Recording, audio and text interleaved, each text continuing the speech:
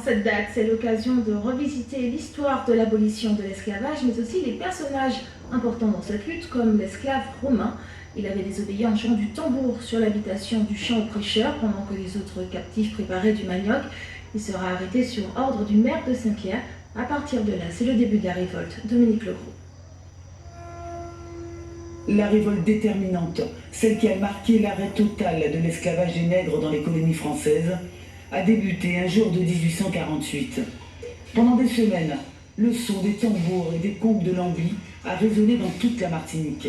L'appel a été décodé par près de 60 000 hommes en captivité, victimes de la traite négrière. Le 22 mai, gendarmes et esclaves s'affrontent. Les colons sont armés. Parmi les esclaves, on compte des dizaines de morts.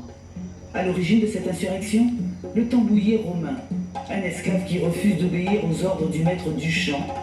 Il interdit la grâce du manioc et le tambour.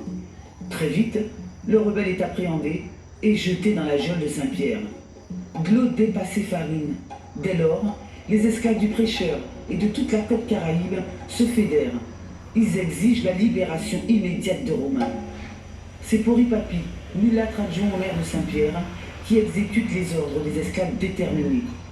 Romain est libéré. Mais seulement voilà, des familles de béquets s'opposent à cette libération. S'ensuit alors une bataille dans laquelle 20 nègres périssent. Le 22 mai 1848, le soulèvement s'intensifie. Saint-Pierre devient le théâtre d'un véritable champ de bataille. Les habitations sont prises d'assaut par les nègres. Les maisons des béquets sont incendiées. Certains parviennent à quitter l'île. Ils se réfugient à Porto Rico, Cuba, mais surtout dans le sud des États-Unis, où l'esclavage et la traite négrière ont encore de belles années devant eux. En Martinique, en ce 22 mai, le sang coule. Impuissant face à la détermination des rebelles, à la demande du conseil municipal de Saint-Pierre, le gouverneur Rostolan outrepasse ses pouvoirs. Il signe le décret d'abolition d'esclavage. Une signature qui intervient au matin du 23 mai 1848. Grâce à l'insubordination de Romain, tambouiller rebelle de l'habitation du champ du prêcheur.